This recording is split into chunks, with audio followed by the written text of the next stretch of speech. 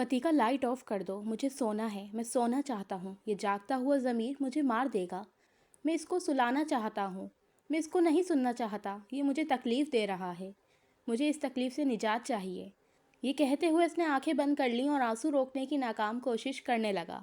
یہ میری قوم کے حکمران بھی سنیں، میری اجڑی ہوئی داستان بھی سنیں، جو مجھے ملک تک مانتے ہی نہیں، ساری دنیا کے وہ رہنما بھی سنیں۔ صرف لاشیں ہی لاشیں میری گود میں، کوئی پوچھے میں کیوں اتنا غمگین ہوں۔ میں فلسطین ہوں، میں فلسطین ہوں۔ آئے تھے ایک دن میرے گھر آئے تھے، دشمنوں کو بھی تنہا نظر آئے تھے۔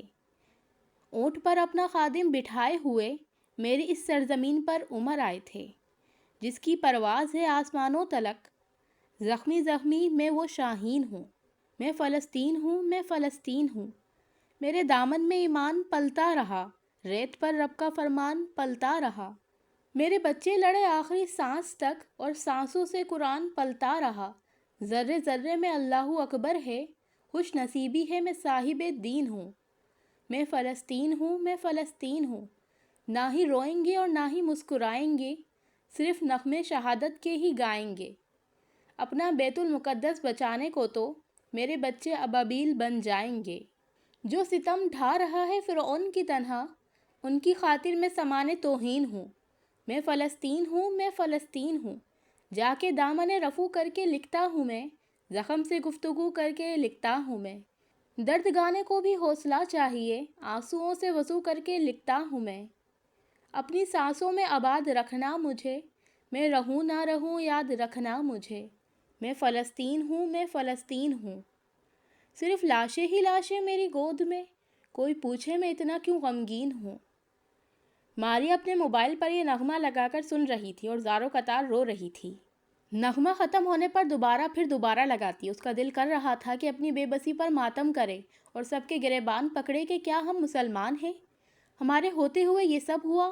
آفتاب نماز پڑھ کر آ رہا تھا کہ راستے میں اسے فتیقہ کا دیا گیا سگنل موصول ہوا۔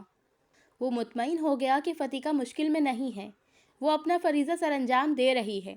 جیسے ہی وہ تہہ خانے میں داخل ہوا، اس سفید رنگ کے خفیہ کمرے میں سے اس کو آوازیں آنے لگیں، میں فلسطین ہوں، میں فلسطین ہوں، اور ساتھ ہی ماریا کی ہچکی لے کر رونے کی آواز۔ وہ بچوں کی طرح بلک بلک کر رو رہی تھی۔ آفتاب ٹیک لگا کر باہر ہی بیٹھ گیا۔ وہ حیران تھا کہ ISI کی ٹریننگ یافتہ مضبوط اعصاب کی مالک کس طرح ایسے بچوں کی طرح رو سکتی ہے۔ وہ بظاہر تو بہت مضبوط اور خاموش، صرف اپنے کام سے کام رکھنے والی لگتی تھی۔ فتیقہ کے گرین سگنل مل جانے کے بعد آفتاب کو بھی کوئی جلی نہیں تھی۔ رات کے 2 بج گئے تھے۔ ماریا اتنی مگن تھی کہ وہ بار بار سنتی اور اس فکرے پر آ کر خوب روتی۔ صرف لاشیں ہی لاشیں میری گود میں، کوئی پوچھے میں اتنا کیوں غمگین ہوں۔ آفتاب نہیں چاہتا تھا کہ اسے اس حالت میں ڈسٹرب کرے۔ بالآخر وہ سوچنے لگا کہ ایسے تو ماریا بیمار پڑ جائے گی۔ ماریا بولنے لگی، اللہ مجھے معاف کر دینا، اللہ مسلمانوں کو معاف کر دینا، اللہ ان سب کو ہدایت دے دے۔ آفتاب کمرے میں داخل ہوتے ہوئے یہ بالکل محسوس نہیں کرواتا کہ وہ باہر بیٹھا گھنٹوں سے اسے سن رہا تھا۔ آمین آمین، وہ ماریا سے مخاطب ہوتے ہوئے بولا۔ ماریا جلدی سے خود کو سنبھالنے کی کوشش کرنے لگی۔ وہ نہیں چاہتی تھی کہ کوئی اسے ایسے روتا ہوا دیکھے اور کمزور سمجھے۔ ماریا کی آنکھیں سرخ ہو چکی تھیں، آنسو تھمنے کا نام نہیں لے رہے تھے، مسلسل رونے سے اس کی آنکھیں سوج چکی تھیں۔ آپ آرام کر لیں، کسی چیز کی ضرورت ہو تو بتا دیں، یہ کمرے کی چابی ہے، آپ اندر سے لاک کر لیں، میں فجر کے بعد آؤں گا۔ اس کی حالت نظر انداز کرتے ہوئے آفتاب نے کہا، نہیں نہیں، میں مشن کے لیے تیار ہوں، آپ مشن سمجھا دیں، مجھے نیند نہیں آئے گی۔ ماریا نے دھیمے لہجے میں کہا، آپ کے لیے خوشخبری ہے، فتیقہ کی طرف سے گرین سگنل موصول ہو گیا ہے۔ الحمدللہ وہ محفوظ ہے اور اپنا کام سر انجام دے رہی ہے، اس لیے آپ آرام کریں۔ وہ ماریا کے سامنے آ کر بیٹھ گیا اور سر جھکائے آنکھیں نیچے کیے بہت احترام سے بولا، آپ کو کیا چیز پریشان کر رہی ہے؟ آپ مجھ سے شیئر کر سکتی ہیں، آخر ہم راز ہیں اور یہ رشتہ بھی بہت اعلیٰ ہوتا ہے۔ میں آپ کی دل کی کیفیت کو سمجھ سکتا ہوں۔ نہیں سمجھ سکتے، کوئی بھی نہیں سمجھ سکتا۔ پہلے دن مسجد اقصیٰ میں عبادت کرتے ہوئے 11 مردوں کو مارا گیا، کوئی کچھ نہ بولا۔ خبریں چلیں، پوری دنیا نے سنی، ٹی وی بند کیے، کھانے انجوائے کیے، ضمیروں کو دفنایا گیا اور سو گئے۔ دوسرے دن خبر چلی، عورتوں کو بے عزت کیا گیا۔ انسانی حقوق کا پرچار کرنے والی تنظیمیں کہاں تھیں؟ سب مر گئے تھے کیا؟ تنظیمیں ہوں گی نا؟ آفتاب تم نے بھی تو خبریں سنی ہوں گی نا؟ پھر ہم نے کہا خیر ہے، ٹھیک ہو جائے گا۔ تیسرے دن اسپتال پر حملہ ہوا، ماؤں کے پیٹ میں بچوں کو خنجر سے مار دیا گیا، میڈیا نے شور مچایا، کچھ نے چینل بدل لیے کہ ان کا ذہنی سکون تباہ نہ ہو جائے۔ کچھ نے آنکھیں بند کر لیں۔ پھر ایک دن میں 500 قتل ہوئے۔ کچھ تکلیف میں مبتلا مسلمانوں نے آواز اٹھانے کی کوشش کی تو ان کو خاموش کروا دیا گیا، جبکہ کچھ مسلمانوں نے چند پیسوں کے عوض اپنے ایمان کے سودے کر لیے۔ جس نے یوٹیوب پر خبر لگائی اس چینل کو ڈیلیٹ کر دیا گیا اور نوٹس بھیجا گیا کہ ایسا مواد چینل پر نہ لگایا جائے۔ ٹک ٹاک اکاؤنٹ بین ہو گئے، جبکہ نوجوان نسلوں کو خراب کرنے والا مواد تو کبھی ڈیلیٹ نہیں ہوا بلکہ پروموٹ ہوا۔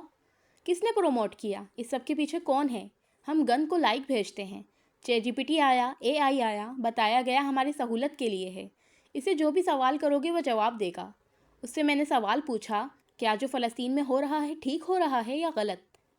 اس کے پاس جواب نہیں تھا۔ اس نے کہا اگر ہم دوست رہنا چاہتے ہیں تو اس ٹاپک کو بند کرو۔ دشمن ہماری نسلوں کی ضمیر سلانے کے لیے، ان کا وقت تباہ کرنے کے لیے کون کون سے ہتھ کنڈے استعمال کر رہا ہے۔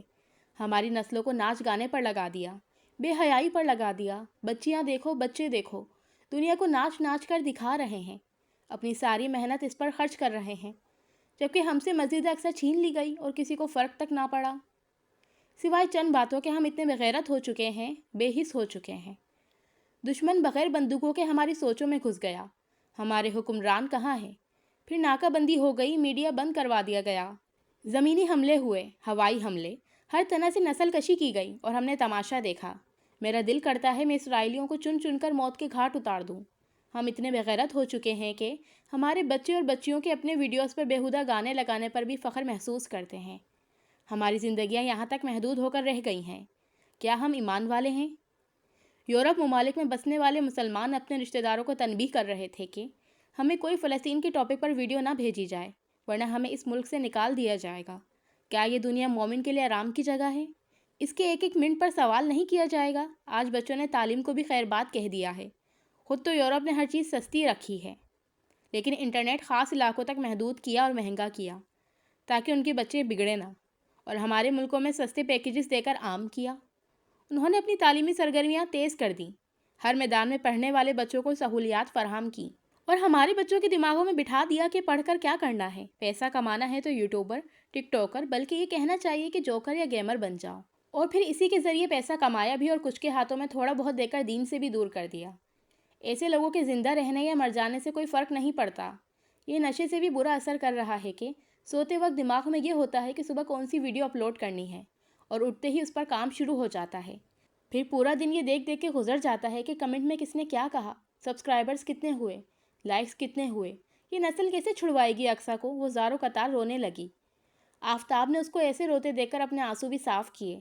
بات تو سچ ہے مگر بات ہے رسوائی کی۔ اس کی کہی ہوئی ہر بات سے وہ اتفاق کرتا تھا۔ اس کے جذبوں کی صداقت نے اس پر گہرا اثر کیا۔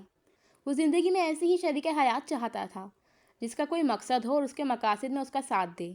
ماریا میری طرف دیکھو، خود کو سنبھالو، یہ باتیں تکلیف دیتی ہیں، میں جانتا ہوں، یہ سب ہم مل کر ٹھیک کریں گے، میں تمہارے ساتھ ہوں، ہم منصوبہ تیار کریں گے، ہم اس سوچ کو مار دیں گے۔ دیکھو جیسے تم بے بس ہو میں بے بس ہوں، اسی طرح ہماری گورنمنٹ بھی بے بس ہے۔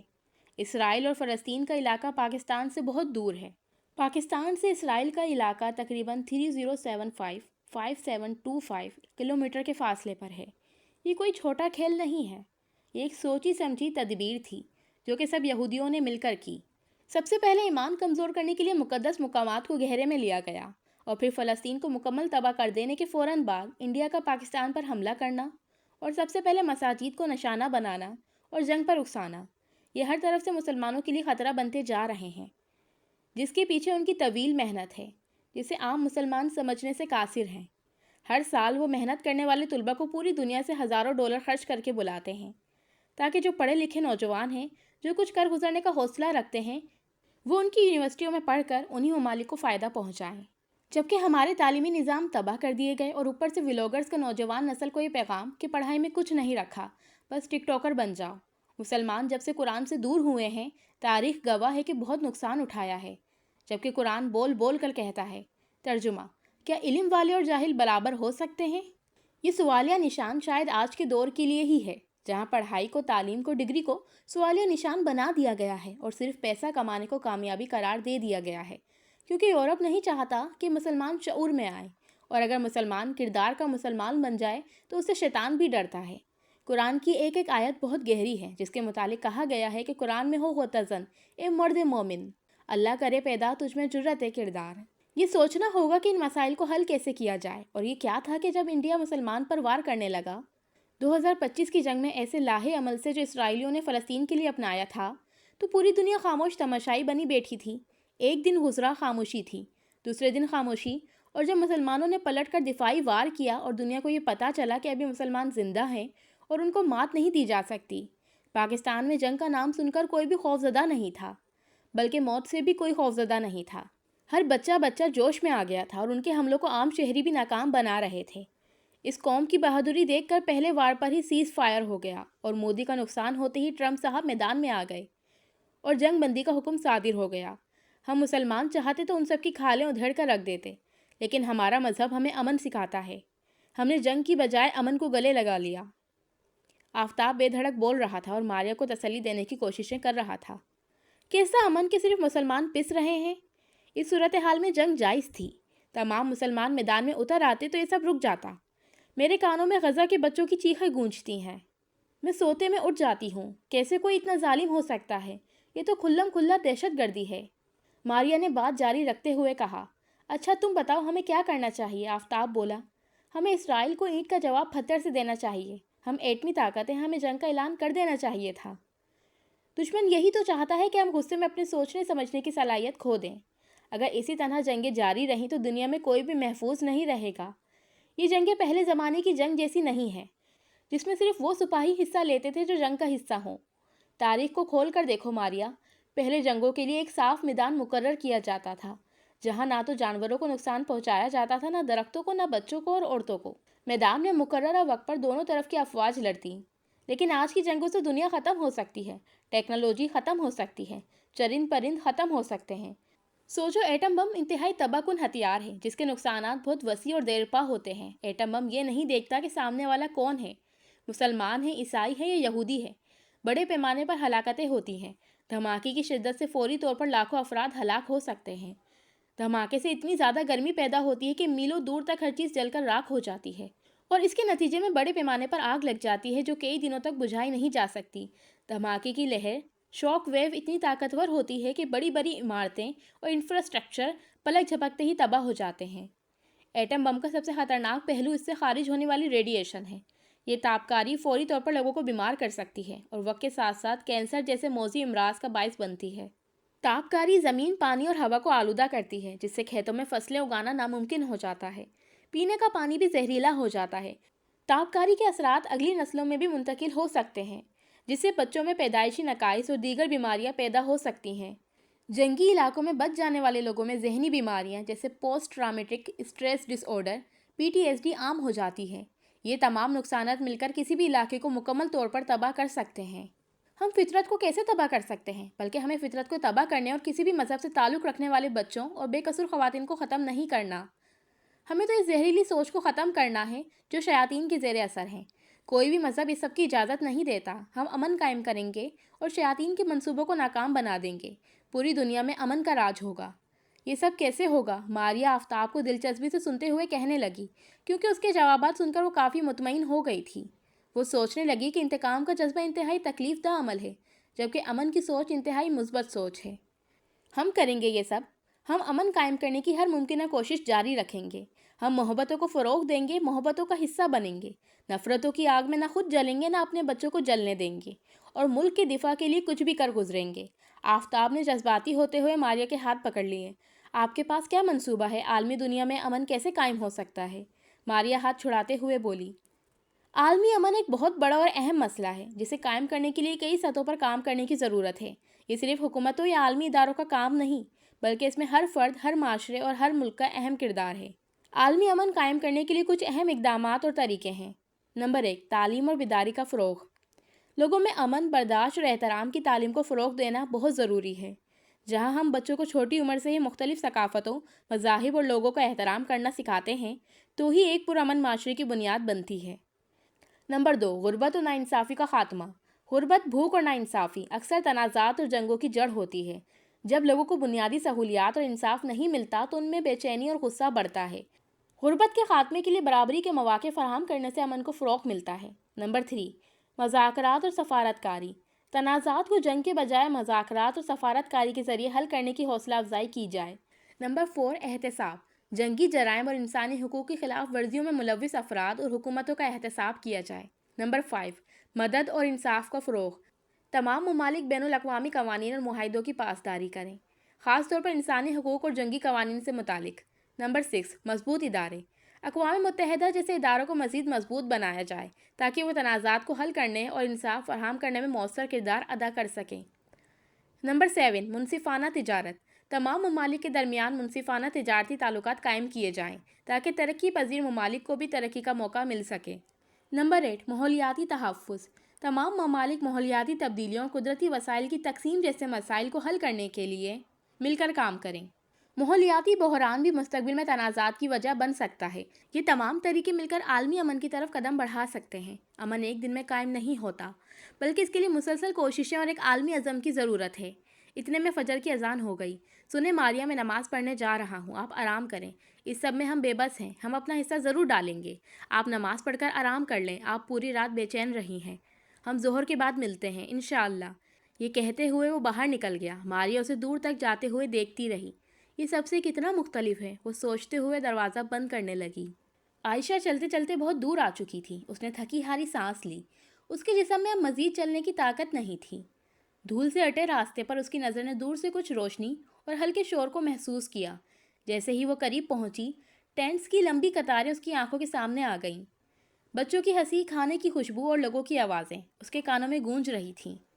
یہ ایک امدادی کیمپ تھا. عائشہ کے دل کو سکون ملا. اس نے آہستہ سے اپنے قدم آگے بڑھائے، امید اور حفاظت کی ایک نئی دنیا کی طرف. وہ خود کو سنبھالنے کی ناکام کوشش کرتے ہوئے بھوک اور پیاس کی شدت کی تاب نہ لاتے ہوئے چکرا کر گر گئی. ایک بوڑھی خاتون جو اپنے بچے اور شوہر کو کھو چکی تھی، ایک برتن میں کھانا لینے جا رہی تھی. بھاگتی ہوئی اس کے پاس آئی. پانی لاؤ، پانی لاؤ، وہ چلانے لگی. اس کے منہ پر پانی کی چھینٹیں مارے اور اپنے دوپٹے سے اس کے منہ کی دھول صاف کی. بیٹا ہمت کرو، خدا نے تمہیں بچا لیا، اللہ غارت کرے ظالموں کو. وہ اس کے چہرے پر اپنا چہرہ رکھ کر رونے لگی جیسے اپنی بیٹی کو یاد کر رہی ہو. عائشہ نے اس کے ہاتھوں کا لمس محسوس کیا تو آنکھیں کھول دیں. پاس کھڑا ایک بچہ جو سوکھی روٹی کا ٹکڑا کھا رہا تھا، اس نے اثار کے جذبے سے سرشار روٹی کا ٹکڑا لا کر عائشہ کو تھما دیا. عائشہ کی آنکھوں سے آنسو بہنے لگے. اس نے اپنے حلق کو پانی سے تر کیا اور پانی میں ڈبو کر ٹکڑا کھایا. اسے وہ دن یاد آ گیا جب اس کی ماں نے دسترخوان پر دال چاول رکھے تھے تو وہ ناراض ہو کر کھانا کھائے بغیر آفس چلی گئی تھی. ماں میں یہ کھاؤں گی، آپ کو پتہ نہیں مجھے پسند نہیں. اور ماں نے کہا تھا بیٹا ایسے ناشکری نہیں کرتے، اللہ ناراض ہو جاتا ہے، رزق چھین لیتا ہے. وہ لاشعوری طور پر بولی. ماں اللہ ناراض ہو گیا. کہاں ہیں آپ؟ میرے لیے دعا کریں، اللہ کو راضی کریں. ماں میں محروم ہو گئی، لاوارث ہو گئی، سب کھو دیا میں نے، اللہ ہم سے کیوں ناراض ہو گیا؟ اور زارو قطار رونے لگی. نہ بیٹا نہ، ایسے نہیں کہتے، اس عورت نے کہا اور عائشہ کا سر اپنی گود میں رکھ کر بالوں میں ہاتھ پھیرنے لگی. ہم سب کا درد ایک ہے، تم میری بیٹی ہو اور ہم سب ایک خاندان ہیں. بس یہی بچے ہیں. ہم سب کا آپس میں درد کا ایک گہرا رشتہ ہے، اور درد کا رشتہ بہت گہرا اور شفاف ہوتا ہے. ہمیں سنبھالنے والا کوئی نہیں بچا. ہم سب کو خود سنبھالنا ہوگا تاکہ اپنی بچی کچی نسل کو بچا سکیں. ان کو خطرہ ہے، اصل میں یہ ڈر ہے ان کا کہ سب تباہ کر دینے کے بعد بھی ان کا دل نہیں بھر رہا. وہ ہماری نسلیں ختم کر رہے ہیں. ہمیں خود کو بچانا ہوگا. کیمپ کی خبر ان تک پہنچ گئی تو یہاں بھی میزائل گرا دیں گے. عائشہ غور سے آگے پیچھے دیکھنے لگی. نہ بجلی تھی، نہ پانی، نہ بستر. بیٹا رونا بند کرو، ہم رونا افورڈ نہیں کر سکتے. تمہیں خوشبو نہیں آ رہی شہیدوں کی؟ سب شہید ہوئے ہیں، وہ تو سرخ رو ہو گئے، ان پر کیا رونا؟ کیا تم نے قرآن میں نہیں پڑھا کہ شہید ہونے والوں کو مردہ نہ کہو، وہ زندہ ہیں اور اللہ کی طرف سے رزق پا رہے ہیں؟ اور کیا تمہیں اس بات کا علم نہیں ہے کہ وہ تو زندہ ہیں اور ہم سے بہترین رہائش گاہ میں ہیں، بلا خوف و خطر؟ ان کی آزمائشیں ختم ہو گئی ہیں. رونا تو ان مسلمانوں پر چاہیے جو زندہ ہیں مگر مردوں سے بدتر. ان تک نہ ہماری چیخیں پہنچتی ہیں، نہ ہمارے ہواؤں میں اڑتے ہوئے لاشیں. وہ اندھے ہیں، گنگے ہیں، بہرے ہیں. اللہ ان کو ہدایت دے. وہ جیسے خاموش تماشائی بنے ہمیں دیکھتے رہے. ایسا وقت دور نہیں جب ان پر دوسری قومیں چڑھ دوڑیں گی. صرف اپنی لا علمی کی وجہ سے مسلمانوں کا رعب و دبدبہ ختم ہو گیا. بیٹا اللہ نے تمہیں بچا لیا تاکہ تم سے اچھے کام لے سکے. بہت سے بچے یتیم ہو گئے ہیں، خوف میں مبتلا ہیں، ان کو زندگی کی طرف واپس لانا ہوگا. ایک بچہ بھاگتا ہوا آیا. بی اماں، روشنی کو بھوک لگی ہے. ہاں چلو. وہ بھاگتی ہوئی گئیں. دیگچی میں کھانا ختم ہو گیا تھا. بی اماں نے کل کا سوکھا ٹکڑا پانی میں بھگو کر رکھ دیا. عائشہ بھی اٹھ کر آئی تو کیا دیکھتی ہے کہ روشنی کے دونوں ہاتھ کٹے ہوئے ہیں. وہ ایک 10 سالہ بچی ہے جو اپنی بے بسی پر ہار مان چکی ہے اور ایسی زندگی کو تسلیم کر چکی ہے. बी अम्मा पानी में भिगोई रोटी उसको खिलाने लगी और वो खाकर आसमान की तरफ चेहरा कर लेती और बोलती, तेरा शुक्र है यार अब। बहुत तकलीफदा मनाजिर थे, कोई एक टांग से महरूम, किसी की आंख निकल चुकी थी, किसी के सीने से गोश्त उतर चुका था, दिल की धड़कनें और हड्डियां वाज़ेह नजर आ रही थी। वो हैरान थी कि इन सब की आंखों में आंसू नहीं थे। बी अम्मा, इनको अपनी खस्ता हाली पर रोना क्यों नहीं आता?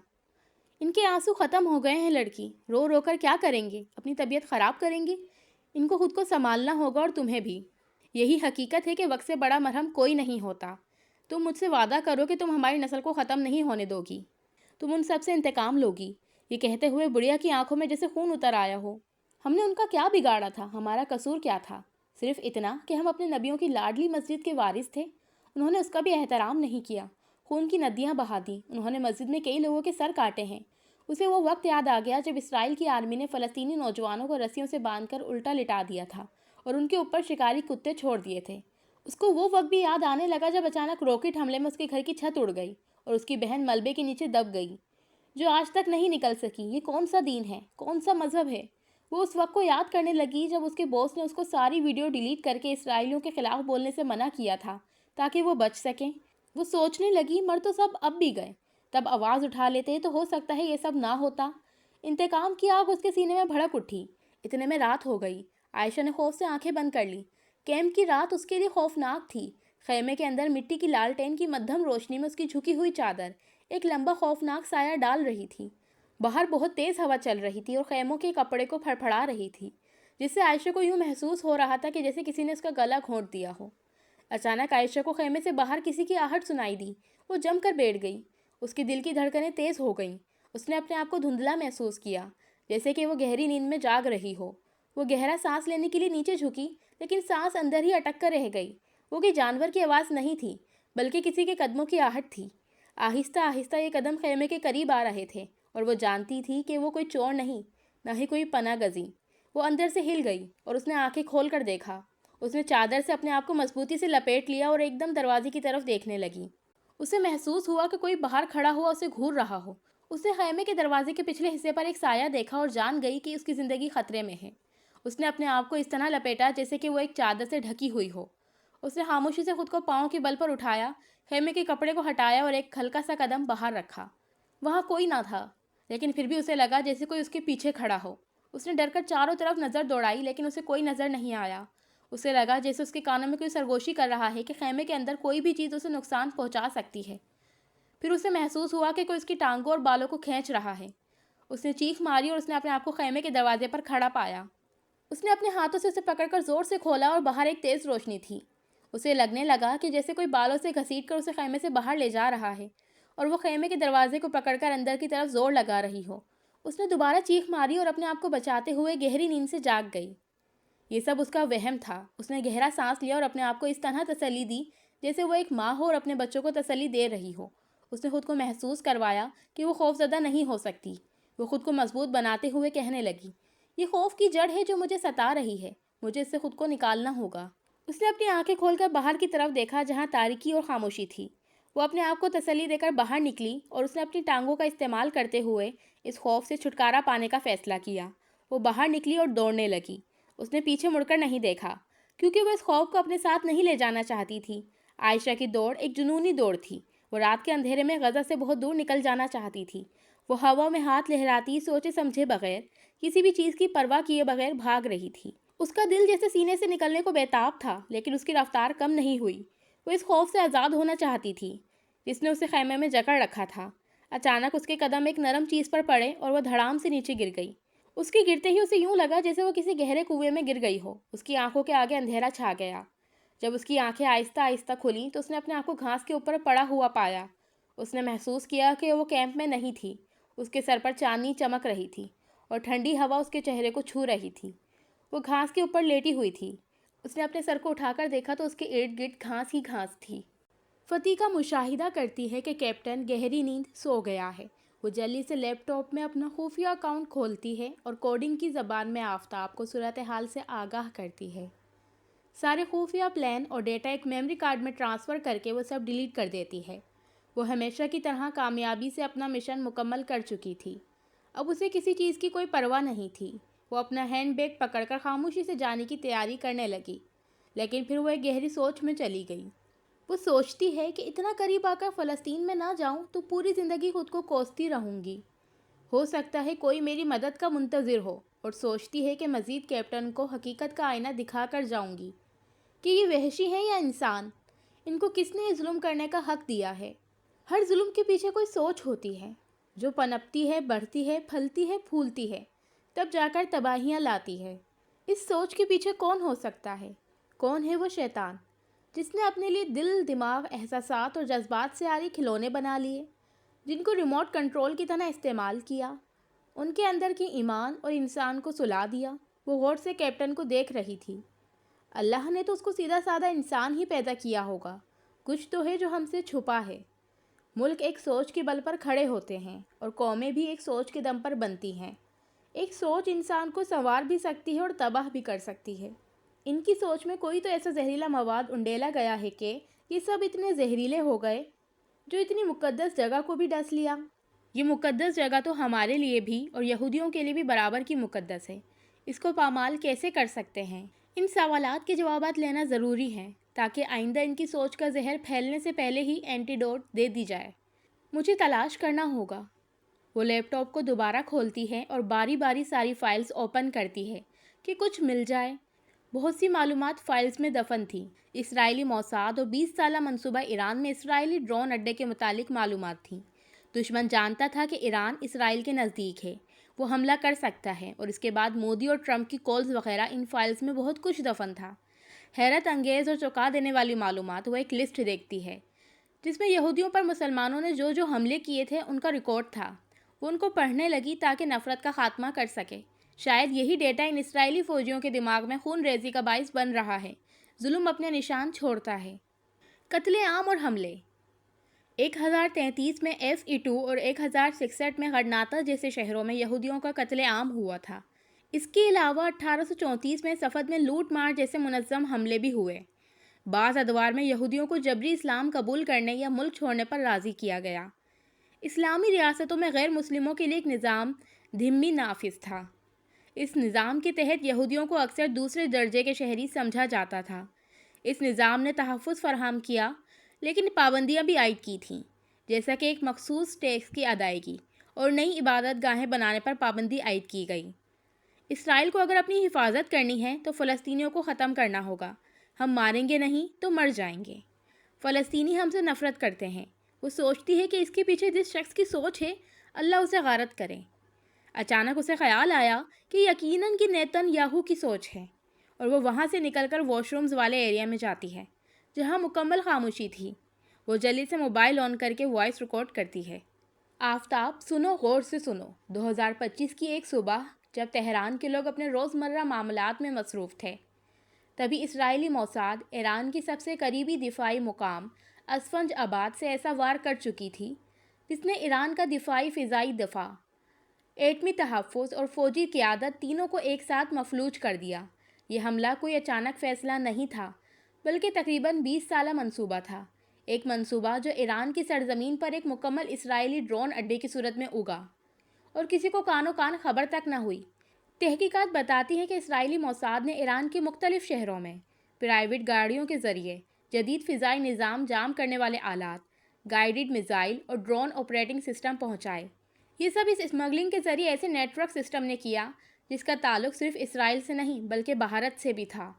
گاڑیوں کو سیاحتی نمبر پلیٹ، شادیوں، فلم سازی اور یہاں تک کہ امدادی اداروں کے کور میں پوری تیاری کے ساتھ داخل کیا گیا، اور جب وقت آیا تو ان گاڑیوں سے ایک ساتھ درجنوں اہداف پر حملہ کیا گیا۔